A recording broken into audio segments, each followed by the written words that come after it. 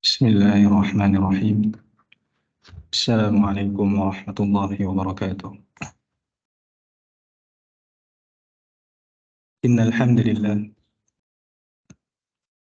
nahmaduhu wa nasta'inuhu wa nastaghfiruh wa na'udzu billahi min shururi anfusina wa min sayyiati a'malina.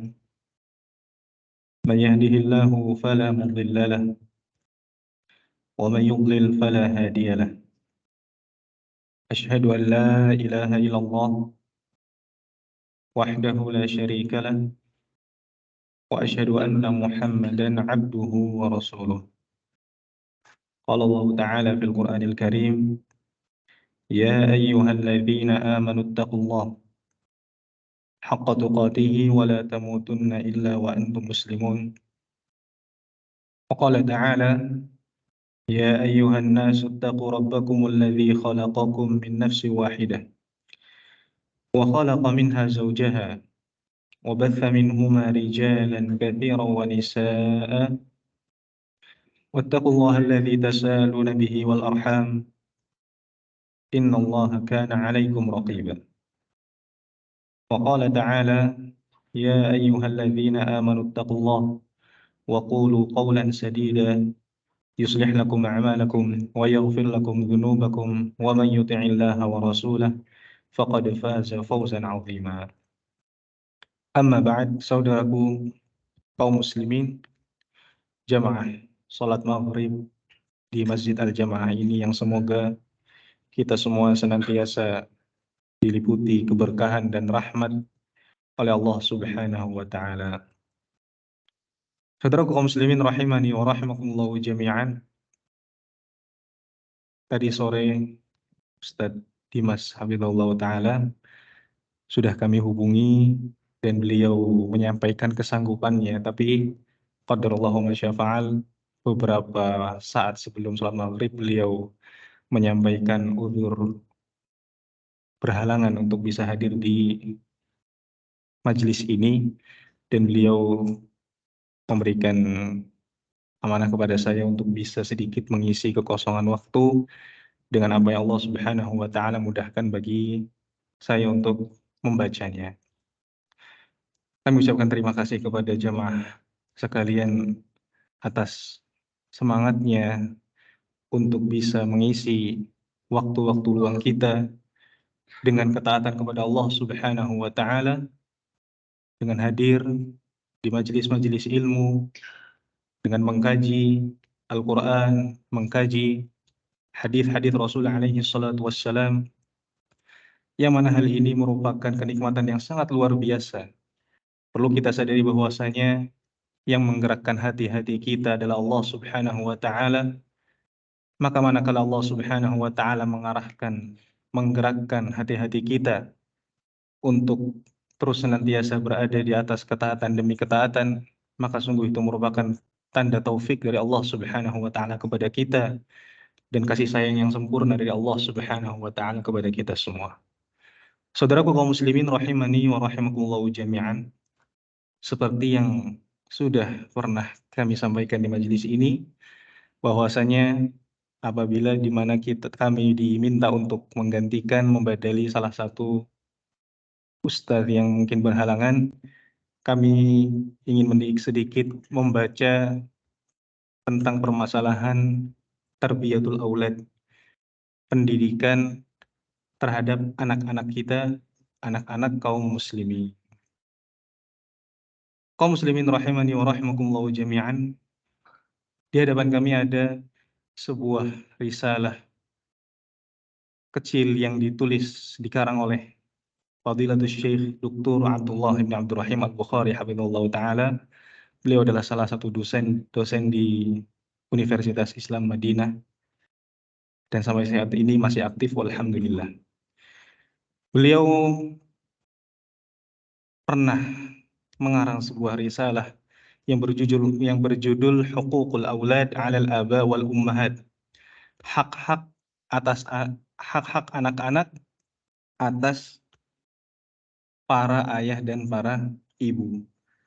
Yang mana di dalam risalah ini beliau menjelaskan tentang hak-hak yang harus ditunaikan oleh seorang ayah ataupun seorang bunda untuk anak-anaknya berupa tarbiyah Islamiyah, tarbiyah imaniyah, yang mana hal ini merupakan salah satu perkara yang Allah Subhanahu wa taala dan juga Rasulnya sangat serius di dalam menekankan hal ini, yaitu pendidikan putra-putri kita di atas bimbingan Al-Quran dan Sunnah, di atas tarbiyah Islamiyah. Mari kita baca sedikit demi sedikit apa yang disampaikan oleh beliau di dalam risalah ini. Kata beliau, wala syakka ayyuhal ikhwah annal alaqata bainal awladi wa abaihim wathiqah. Tidak diragukan lagi, wahai saudara-saudaraku, bahwasanya keterkaitan antara anak-anak dengan orang tua mereka itu sangatlah kuat. Pengaruh dari orang tua terhadap anaknya sangatlah kuat. Keterkaitan emosional antara anak dengan orang tuanya itu sangatlah kuat. Tidak bisa disamakan antara keterikatan anak tersebut misalnya dengan gurunya, ustadznya, ustadzahnya, musyrifnya mungkin. Beda. Contoh sekalipun misalnya anak-anak kita tempatkan di pondok pesantren, di ma'had. Kita taruh dia, kita titipkan dia kepada pengurus tersebut. Kita sampaikan, kami menitipkan anak kami di ma'had ini untuk bisa menuntut ilmu. Kemudian dia tinggal, anak tersebut di ma'had. Sungguh kaum muslimin rahimani wa rahimakumullah jami'an, meskipun raga dari si anak tadi tidak sedang bersama orang tuanya, karena anaknya di ma'had, jaraknya sekian kilometer, orang tuanya di tempat lain, tinggal dan bekerja. Keseharian anak tidak bersama orang tuanya. Meskipun demikian, sungguh tidak pernah bisa disamakan. Meskipun keseharian anak tersebut tidak bersama orang tuanya, akan tetapi keterkaitan emosional, keterikatan emosional antara anak dengan orang tuanya itu sangatlah kuat. Terlebih si anak tersebut sehari-harinya dia tinggal dalam naungan rumah bersama orang tuanya, di pangkuan orang tuanya, maka hal ini tentu lebih besar keterkaitan serta keterikatan emosionalnya. Kaum muslimin rahimani wa rahimakumullah jami'an. Lantas kata beliau kemudian, wahiyya ni'matun minallahi azza wa jalla 'alal 'abdil mu'min. Dan ini manakala orang tua dan anak tersebut memiliki keterkaitan yang kuat, ini merupakan nikmat yang sangat besar yang Allah Subhanahu wa taala karuniakan atas seorang hamba yang beriman. Karena sungguh sangat disayangkan betapa banyak anak yang sudah tidak lagi memiliki keterkaitan emosional tadi dengan orang tuanya. Karena berbagai macam problematika di rumah tangga tersebut, sehingga si anak tadi sudah tidak lagi memiliki keterkaitan dan keterikatan emosional kepada orang tuanya ataupun sebaliknya. Maka manakala hal ini ada pada diri kita, walhamdulillah, ini perlu disyukuri, patut disyukuri dan dijaga. Bagaimana menjaganya ini sangatlah panjang hingga anak tersebut bahkan ketika sudah menikah kelak nanti, maka sungguh tidak bisa dilepaskan sama sekali peran orang tua di dalam pendidikan anak tersebut. Ikhwani fiddin rahimani wa rahimakumullah jami'an. Sehingga yang ada saat ini mungkin jika saudara-saudara anaknya masih dekat dengan dia, masih benar-benar terikat, kuat antara emosionalnya, antara hatinya, keterikatan batinnya, ini merupakan hal yang patut dijaga dan disyukuri. Tadharu hadhihi al-'ilaqah liman ta'ammala al-Qur'an al-Karim was sunnah al-mutahharah. Akan nampak pula keterikatan ini antara anak dengan ayahnya bagi orang-orang yang memperhatikan Al-Qur'anul Karim dan hadis-hadis yang datang dari sunnah yang suci. Di sini kaum muslimin rahimani wa rahimakumullah jami'an, beliau akan membawakan beberapa ayat-ayat yang mengisyaratkan, menerangkan dan menjelaskan bahwasanya Allah Azza wa Jalla dan Rasulnya sangatlah serius di dalam permasalahan ini tarbiyah. Meskipun mungkin bukan dalam bentuk poin-poin ataupun seni-seni parenting sekarang, ya. Akan tapi terkadang Allah Subhanahu wa taala di dalam Al-Qur'an menceritakan tentang seorang nabi yang berdialog dengan anaknya. Di situ ternyata dapat hikmah yang besar tentang bagaimana sang nabi tadi berkomunikasi, berdialog, berinteraksi dengan anaknya. Bagaimana si anak dia berinteraksi, berdialog dengan orang tuanya. Walaupun bukan dengan poin-poin, poin satu, gimana cara mendidik anak seperti ini, bagaimana ketika anak tantrum, bagaimana ketika anak ngambek, bagaimana ketika anak menginginkan sesuatu, bagaimana ini, bagaimana itu, mungkin tidak akan, tapi sebuah kisah tentang seorang nabi dengan anak-anaknya, ataupun seorang dengan saudara-saudaranya, seperti kisahnya Yusuf, atau kisahnya Nabi Yakub alaihissalam dengan anak-anaknya, atau kisah Nabi Ibrahim bersama ayahnya. Di situ terdapat pelajaran-pelajaran penting akan bagaimana Islam, akan bagaimana Allah dan Rasulnya serius dalam permasalahan tarbiyah anak-anak ini. Lalu kemudian kata beliau, "Famathalan najidu wasiyatallahi subhanahu bihim."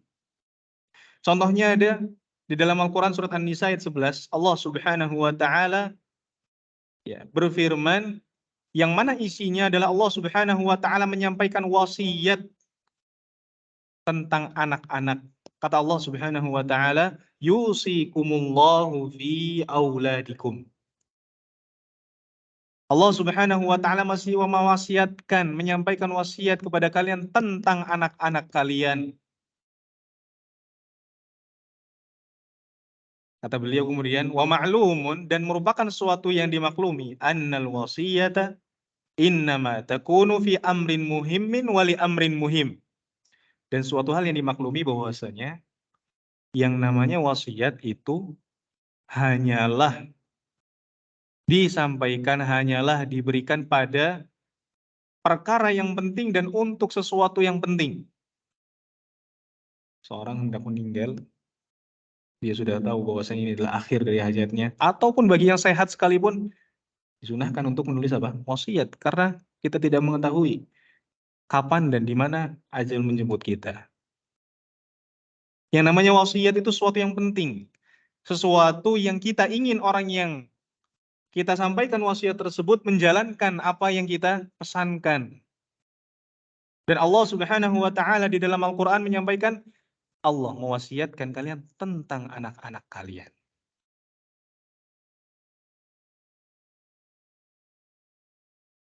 Kita menikah dari sebelum memiliki keinginan pun sudah mikirin bagaimana nanti anak-anak kita.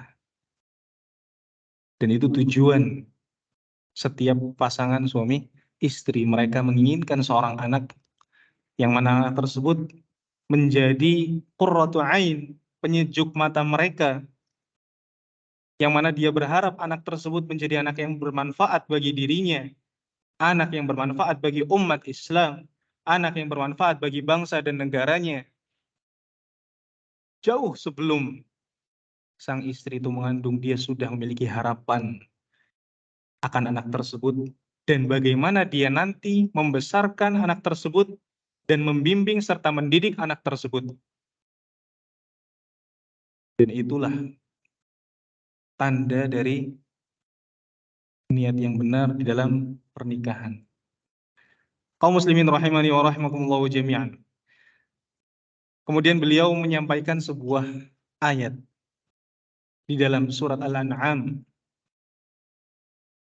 Kata beliau di sini, najidu, di dalam Al-Quran pun kami mendapati anna anbiya Allah Ta'ala qad tamathalu akhlaqan 'azimatan fi qiyamihim bihaqqi abaihim. Dan di dalam Al-Quran pun kami mendapati bahwasanya para nabi Allah, mereka mempraktekkan akhlak yang agung, bagaimana mereka menunaikan hak orang tua mereka. Dan doa mereka kepada orang tua, doa mereka untuk orang tua mereka dengan kebaikan-kebaikan. Fa Ibrahim alaihi salam qala li abihi kama hakallahu subhanahu an. Allah Subhanahu wa taala menceritakan tentang Ibrahim bagaimana beliau menyampaikan berdialog bersama orang tuanya, sama ayahnya. Kata Allah Subhanahu wa taala, "Wa idz qala Ibrahim li abihi Azar atattakhidhu asnaman aliha." Dan tatkala Ibrahim berkata kepada ayahandanya yang bernama Azar, atattakhidhu asnaman aliha. Dan lebih jelasnya di surat Maryam, bagaimana Ibrahim dengan penuh sopan, dengan penuh kasih sayang menyampaikan kepada ayahnya dengan panggilan yang sangat lembut. Ya abati lima ta'budu ma la yasma'u wa la yubsiru wa la yughni 'anka syai'a. Ya abati. Abati. Ini adalah panggilan kasih sayang yang sangat lembut yang ditujukan seorang anak kepada ayahnya. Duhai ayahku, duhai ayahanda. Dalam kondisi orang tuanya menyembah kepada selain Allah Subhanahu wa taala, menyekutukan Allah, berbuat syirik, yang mana syirik adalah dosa yang paling besar, kezaliman yang paling besar, yang tidak akan diampuni oleh Allah Subhanahu wa taala apabila pelakunya tidak bertaubat darinya.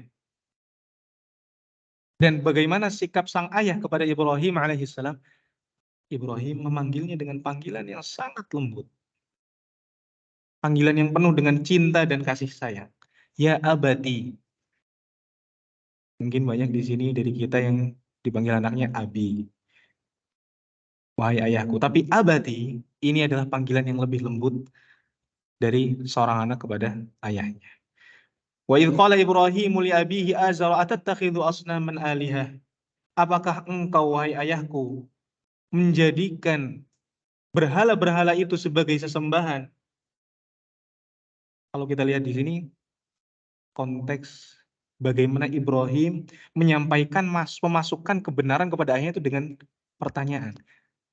Duhai ayahku, apakah engkau menjadikan berhala itu sebagai sembahan? Bukan, itu patung, jangan disembah. Kamu itu musyrik. Tidak. Lihat bagaimana menyampaikan al-haq ini. Dengan masuknya dengan apa? Pertanyaan. Atattakhidhu asnaman alihah. Tentunya pertanyaan di sini bukanlah sekedar bertanya, tapi di sini terdapat sedikit apa? Terdapat teguran, gitu kan. Dan ini salah satu pula metode bagaimana kita menyampaikan kepada mad'u kita, orang yang hendak kita seru, dengan cara yang baik. Ada orang melanggar lampu lalu lintas, kita tanya bagaimana yang lebih baik. Itu merah, nggak lihat apa? Mungkin karase, tapi Pak, itu lampunya merah ya, gitu kan. Bapak bisa melihat di situ lampunya merah. Nah ini. Dengan cara yang apa? Lembut. Di sini Ibrahim alaihissalam dalam keadaan bagaimana sikap ayahnya kepada dia, menyampaikan dengan dialog, bertanya, masuk dengan penuh kelembutan. Inni araka wa qaumaka fi dhalalim mubin. Sungguhnya aku melihatmu dan kaummu berada pada kesesatan yang nyata. Nah, memang kesyirikan adalah sebuah kejelekan, kesesatan, serta penentangan kepada Allah Subhanahu wa taala. Wa qala 'azza wa jalla fi mawdhi'in akhar. Dan Allah Subhanahu wa taala berfirman pada ayat yang lain di dalam surat Maryam masih tentang Ibrahim alaihi salam, wadhkur fil kitabi Ibrahim innahu kana siddiqan nabiyya. Dan ingatlah di dalam kitab Ibrahim, sesungguhnya Ibrahim adalah siddiq, seorang yang jujur, nabiyan dan seorang nabi. Idh qala li abihi, ketika Ibrahim mengatakan, ya abati lima ta'budu ma la yasma'u wa la yubsir wa la yughni 'anka syai'a. Duhai ayahku, duhai ayahanda, mengapa engkau menyembah, beribadah kepada sesuatu yang tidak mendengar, tidak melihat, wala yughni 'anka syai'a, dan tidak bisa melakukan apapun kepada engkau. Berhala, patung yang bahkan mereka sendiri yang membuatnya. Mereka sendiri pun bisa menghancurkannya. Kenapa disembah? Seperti itu. Kemudian beliau mengatakan di sini, wa najidu fil Qur'ani aidan khitabatu ba'dil anbiya alaihimus salatu wassalam li abnaihim fi ghayatin minal husni wal isfaqi alaihim. Dan demikian pula kami mendapati di dalam Al-Qur'an ayat-ayat yang mana di situ terdapat percakapan sebagian para nabi alaihimus salatu wassalam dengan anak-anak mereka. Fi ghayatin minal husn. Percakapan yang berada di puncak kebaikan, maksudnya nggak ada pakai emosi, nggak ada pakai bentak-bentak, ya, menghardiknya dengan keras, ya. Wal isfaqi alaihim, dan penuh kasih sayang kepada mereka. Wa min dzalika qauluhu ta'ala, dan diantaranya adalah firman Allah di dalam surah Al-Baqarah ayat 133, am kuntum syuhada'a idh hadara ya'qub al-maut idh qala li banihi ma ta'buduna min ba'di. Apakah kalian menjadi saksi ketika kematian datang kepada Yakub, detik-detik menjelang akhir hayatnya Nabi Yakub alaihissalam. Beliau masih memberikan perhatian kepada pendidikan anak-anaknya. Di sini Allah menjelaskan, idh hadara Ya'qub al-maut, ketika maut menghampiri Yakub, masih beliau sempatkan untuk menyampaikan pesan kepada anak-anaknya. Kata beliau kepada anak-anaknya, ma ta'buduna min ba'di, apa yang kalian sembah setelah aku wafat. Di sini perhatian beliau alaihi salatu wassalam, alaihi salam, Yakub, kepada akidah anak-anaknya. Beliau tidak ingin anak-anaknya melupakan jejak risalah yang disampaikan oleh beliau. Beliau ingin menegaskan kepada anak-anaknya akan bahaya kesyirikan. Beliau ingin menegaskan kepada anak-anaknya bahwasanya hanyalah Allah Subhanahu wa taala satu-satunya al-ma'bud yang berhak disembah. Beliau bertanya kepada anak-anaknya, ingin memastikan lagi, ma ta'buduna min ba'di, apa yang kalian sembah setelahku nanti, setelah aku wafat. Dijawab oleh anak-anak beliau, qalu na'budu ilahaka wa ilaha abaika Ibrahim wa Ismail wa Ishaq. Kami menyembah ilahaka, Tuhanmu, wa ilaha abaik, dan Tuhannya orang tuamu Ibrahim, Ismail, Ishaq, ilahan wahida, satu-satunya ilah yang disembah, wa nahnu lahu muslimun, dan kepadanya lah kami berserah diri. Kaum muslimin rahimani wa rahimakumullahu jami'an. Lalu beliau menyampaikan sebuah hadis, dan tentunya di dalam ayat yang tadi kita bacakan faedah yang sangat luar biasa. Bagaimana Yakub alaihissalam berdialog dengan anak-anaknya, dan ini juga merupakan salah satu metode tarbiyah. Sering kita komunikasi dengan anak-anak kita, meskipun dia masih kecil mungkin. Biasakan tanya kepada dia, bagaimana kamu hari ini, nak? Apa yang kamu dapati hari ini? Karena sangat bukan sesuatu yang sedikit kasus-kasus di mana anak-anak tersebut menyimpan suatu masalah yang sebenarnya dia sendiri berat, tidak mampu, dan tidak kemana dia harus menumpahkan masalah tersebut,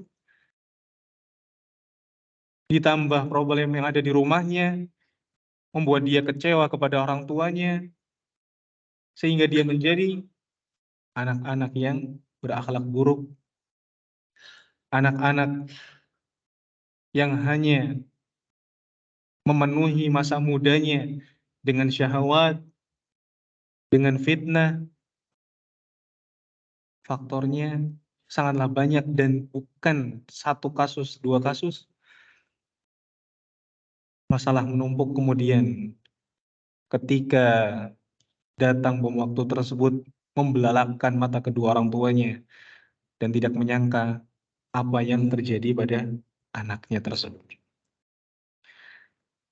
Beliau menyampaikan kemudian sebuah hadis yang diriwayatkan oleh Al-Imam An-Nasai dan Ibnu Hibban dalam sahihnya. Beliau mengatakan, ma jaa fi haditsin, apa yang datang pula di dalam hadis, anna Nabi sallallahu alaihi wasallam qaal, bahwasanya Nabi alaihi salatu wasallam bersabda, innallaha sa'ilun kulla ra'in amma star'ahu. Sesungguhnya Allah Subhanahu wa taala akan bertanya, Allah bertanya kepada setiap penanggung jawab, pemimpin, atas apa yang dia pimpin. Ayah adalah pemimpin dan penanggung jawab di tengah keluarganya. Istrinya, anaknya. Ibu bertanggung jawab atas apa yang ada di dalam rumah tersebut dan juga tarbiyah anak-anaknya. Itu semua akan ditanya oleh Allah Subhanahu wa taala, ahafidha am dhayya'a? Apakah dia menjaga serta menjalankan apa yang dia pimpin, apa yang menjadi tanggung jawab dia dengan semestinya, akan ditanya oleh Allah Subhanahu wa taala. Terlebih Pak, anak-anak yang di usia remaja, ya, yang sudah mengerti dan memiliki rasa penasaran yang besar, serta masa-masa pencarian jati diri. Di situ orang tua sangat diuji. Di situ orang tua, dia harus membuktikan di fase-fase krisis tersebut dalam masa pendidikan di usia belasan tahun, di mana dia sudah bisa keluar sendiri, di mana dia sudah bisa melakukan ini dan itu sendiri. Justru sebenarnya ketika masa tersebut, sebagian orang tua lupa bahwasanya, oh, udah enak, udah umur 17 tahun, udah umur 16 tahun, bisa mandiri, saya bisa istirahat. Justru masa tersebutlah yang sebenarnya krusial dan sangat menentukan dari bagaimana kesuksesan dia di kedepannya. Ahafidha am dhayya hatta yas'ala rajulu an ahli baitihi. Hingga seorang akan ditanya tentang rumah tangganya, ahlul baitnya. Gimana anak yang pertama, anak yang kedua, apa akidahnya, bagaimana akhlaknya, bagaimana sholatnya. Itu di akhirat, jangankan di akhirat, di dunia saja. Mungkin orang tua pernah ada yang dipanggil sama gurunya, ya kan. Ini anak bapak, mohon maaf, putranya demikian dan demikian. Ya, Itu yang nanya manusia. Udah apa?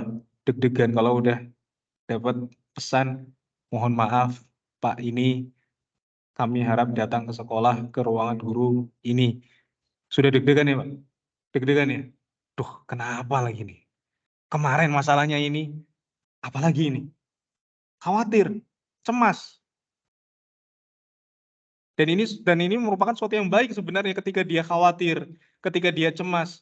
Dia ingin bertanggung jawab atas apa yang diperbuat oleh anaknya, ini bagus sebenarnya.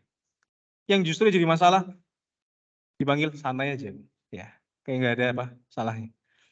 Datang, ya, anak bapak kayak gini-gini. Oh ya udah, biasa Pak, memang kayak gitu anaknya. Masya Allah, ya. Ya memang kayak gitu anaknya Pak. Besok lagi dipanggil, ya udah biasa. Nggak ada keinginan untuk apa? Merubah si anak tersebut. Tidak ada sedikit keinginan bagaimana si anak tersebut bisa menjadi lebih baik ke depannya, akhlaknya, mentalnya, jati dirinya. Yang demikian ini bagus sebenarnya ketika seorang merasa khawatir justru ketika anaknya terdapati melakukan sesuatu yang tidak baik. Lalu beliau menyampaikan sebuah hadis yang masyhur yang diriwayatkan dalam Sahih Al-Bukhari dan Muslim. Kata Rasul alaihi salatu wassalam, kullukum ra'in wa kullukum mas'ulun an ra'iyatihi. Masing-masing kalian adalah penanggung jawab, pemimpin, dan masing-masing dari kalian akan ditanya atas apa yang dia pimpin yang berada di bawah tanggung jawabnya. Fal imamul ladzi 'alan nas ra'in wa huwa mas'ulun an ra'iyatihi. Pemimpin tingkat tinggi, dia menjadi pemimpin dan dia akan ditanya atas apa yang dia pimpin. Warrajulu ra'in wa huwa mas'ulun an ra'iyatihi. Dan seseorang, dia adalah pemimpin dan dia akan ditanya atas apa yang dia pimpin. Kepala bagian lagi bertanggung jawab atas apa yang dia pimpin. Ya, ayah menjadi pemimpin dan dia akan ditanya atas apa yang dia pimpin. Seorang guru, dia memimpin suatu kelompok dari murid-muridnya, dia akan ditanya atas apa yang dia pimpin tersebut. Sehingga kepemimpinan di sini adalah sesuatu yang berat, yang akan ditanya oleh Allah, yang akan dipertanggungjawabkan di yaumul akhir. Maka teruslah mohon taufik dan pertolongan dari Allah Subhanahu wa taala atas apa yang menjadi tanggung jawab bagi kita. Lalu beliau menukilkan perkataan Al-Imam Ibnu Qayyim rahimahullahu taala. Qala Al-Imam Ibnu Qayyim rahimahullah, wa kam mimman ashqa waladahu wa fil dzata kabidihi fid dunya wal akhirah. Dan betapa banyak, kata beliau, orang tua yang menyengsarakan anak-anaknya. Kalau secara logika mungkin enggak. Orang tua nyengsarain anaknya, ditelantarkan, tidak diberikan akses pada fasilitas pendidikan, tidak diberikan pengetahuan. Ini kan nggak mungkin. Tapi bentuk menyengsarakan itu ada dan terjadi. Bagaimana bentuk penyengsaraannya?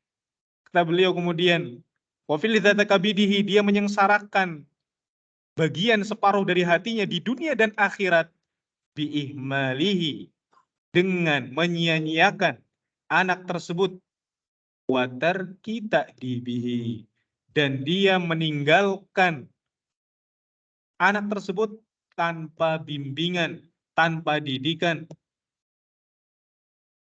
wa i'anatihi ala syahawatihi, dan justru dia mendukung anak tersebut untuk senantiasa memenuhi syahwat-syahwatnya. Ya. Jam 10 belum pulang. Oh, paling cuma main ke sana. Ya, difasilitasi bahkan. Ya, gak ada kepikiran. Ini jam 10 anak belum pulang. Kemana dia? Telepon temannya. Dari nggak di rumah? Gak ada. Cari. Ya, ini apa? Bentuk tanggung jawab. Ya, tiba-tiba dapat laporan anaknya menghabiskan uang sekian dan sekian, banyak. Apa nggak ada rasa penasaran? Oh kan memang saya ngasihnya segitu. Ya, nggak apa-apa, sayang anak. Ya, justru ini menyengsarakan anaknya. Dia menggunakan harta tersebut untuk memenuhi syahwatnya. Dia menggunakan harta tersebut pada kezaliman, pada sesuatu yang melanggar perintah Allah dan Rasul-Nya, pada sesuatu yang bukan ketaatan kepada Allah. Inilah justru bentuk penyengsaraan orang tua kepada anaknya. Wa yas'umu annahu yukrimuh, dan dia menyangka bahwasanya dia telah memuliakan anaknya, mengasihi anaknya. Dengan apa? Memberikan fasilitas-fasilitas tersebut untuk memenuhi syahwatnya. Dia nyangka apa? Ini kan bentuk kasih sayang saya. Dia menyangka bahwasanya itu adalah apa? Bentuk memuliakan serta mengasihi anaknya. Justru menyengsarakan serta mencelakakan anaknya. Orang sekarang bilang apa? Keracuni. Ya. Waqad ahanahu, dia menyangka bahwasanya dia telah menyayangi, memuliakan anaknya, padahal dalam waktu yang sama dia sedang menghinakan anaknya. Dia biarkan anak perempuannya membeli pakaian-pakaian yang membuka aurat, yang menampakkan auratnya. Didukung anak tersebut untuk bertabarruj, ya, berhias diri supaya dilihat oleh orang lain, menjadi fitnah bagi laki-laki yang tua dan yang muda. Ya, dia biarkan anak tersebut untuk membelanjakan hartanya pada hal-hal yang sia-sia, foya-foya. Dia menyangka bahwasanya ini adalah bentuk kasih sayang, padahal dia sedang menghinakan anaknya, menjerumuskan anaknya kepada al-halak, kebinasaan. Wa annahu yarhamuhu wa qad zalamahu. Dan dia menyangka bahwasanya dia menyayangi anaknya, padahal dia sedang menzalimi si anak tadi. Fafatahu intifa'uhu biwaladihi, maka hilanglah kesempatan dia untuk mengambil manfaat kebaikan dari anaknya. Bukan memanfaati anak, bukan. Maksudnya dengan dia meninggalkan tarbiyah Islamiyah, tarbiyah salihah yang baik tadi, sehingga anaknya lalai, anaknya jauh dari Allah, anaknya menjadi orang yang fasik, asin, dia pun tidak bisa mengambil manfaat kebaikan dari anaknya. Tidak pernah didoakan oleh anaknya. Tidak pernah anaknya mengerjakan ketaatan kepada Allah, yang mana seharusnya anaknya menjadi ladang pahala bagi dia. Dengan anaknya mengerjakan ketaatan kepada Allah, dia pun akan mendapatkan pahalanya. Hilang kesempatan. Kenapa? Karena kasih sayang dalam tanda kutip yang tadi dia berikan. Padahal sebenarnya dia sedang menghancurkan anaknya. Wa fawwata alaihi hadzahu fid dunya wal akhirah. Dan terluputlah bagian dia pada diri anaknya, yang mana seharusnya dia mendapatkan bagian yang besar dari anaknya, dengan baktinya anaknya, dengan anaknya melayani dia, dengan anak yang memiliki sikap tanggung jawab terhadap orang tuanya. Kesempatan tersebut hilang baik di dunia maupun di akhirat. Di dunia yang seharusnya anaknya menjadi orang yang menambah derajat dia di surga, malah menjadi anak yang fasik asin.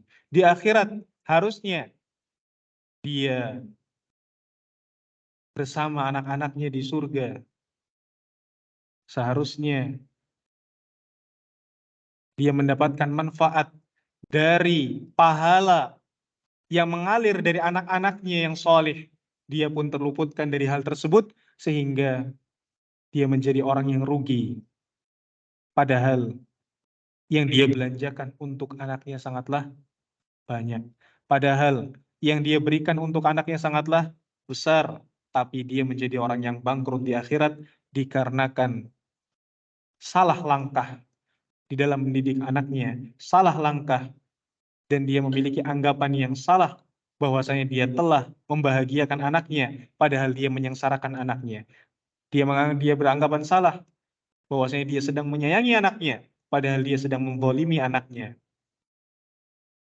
Wa idza tabarat al-fasada fil aulad ra'aita ammatahu min qibalil aba. Ini tegas dari beliau. Dan apabila engkau mengambil pelajaran dari kerusakan-kerusakan yang ada pada anak-anak, ammatahu, kebanyakannya, mayoritasnya, sebagian besarnya min qibalil aba.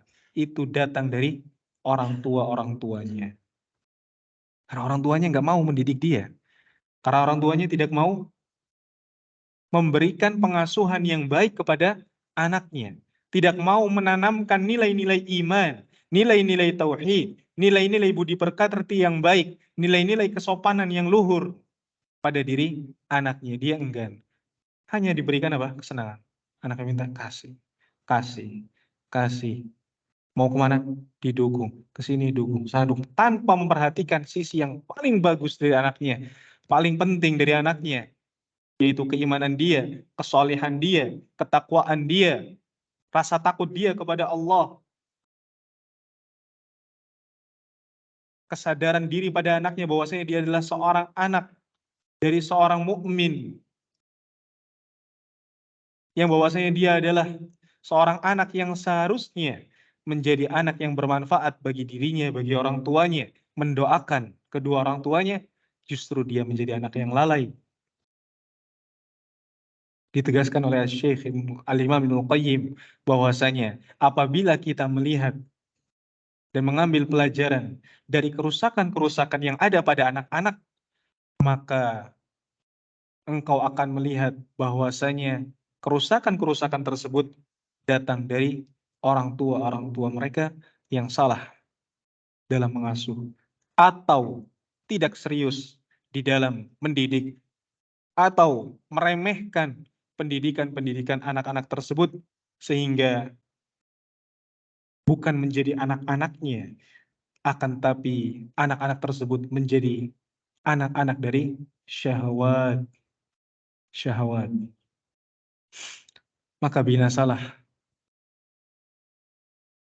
anak-anak tersebut bukan dari sisi materialnya, akan tetapi dari sisi materinya, akan tetapi dari sisi hatinya yang sudah rusak.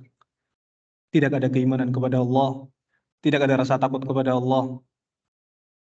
Dia tidak mendoakan orang tuanya, dia tidak melayani, memberikan khidmat kepada orang tuanya.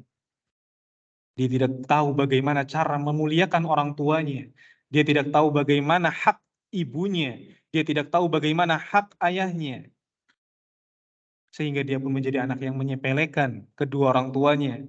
Serta jauh dari kedua orang tuanya secara batin. Meskipun raganya dekat. Meskipun tubuhnya satu ruangan, satu rumah bersama kedua orang tuanya. Akan tetapi jiwanya sangatlah jauh dari kedua orang tuanya. Hatinya, batinnya jauh dari kedua orang tuanya. Sehingga meskipun tinggal di dalam satu rumah, tidak pernah dia berkhidmat kepada ayahnya. Tidak pernah dia berkhidmat kepada ibunya. Maka kaum muslimin rahimani wa rahimakumullah jami'an, hendaknya kita serius di dalam tarbiyah ini dan terus meminta taufik kepada Allah Subhanahu wa taala, meminta pertolongan kepada Allah Subhanahu wa taala agar menjaga hati-hati mereka, menjaga akidah mereka, menjaga kesopanan dan budi pekerti mereka sehingga mereka menjadi anak-anak yang bermanfaat. Masih ada beberapa hal yang dibawakan oleh beliau dan insyaallah taala akan kita bacakan pada kesempatan yang akan datang pada kesempatan yang lainnya biidznillah taala. Mungkin ini sedikit yang bisa kami bacakan pada kesempatan malam hari ini. Semoga apa yang sedikit ini bermanfaat. Wabillahi taufiq. Wassallallahu wasallam wa baraka ala nabiyyina Muhammadin wa ala alihi washabihi ajma'in. Wassalamualaikum warahmatullahi wabarakatuh. Mohon maaf kami selesai.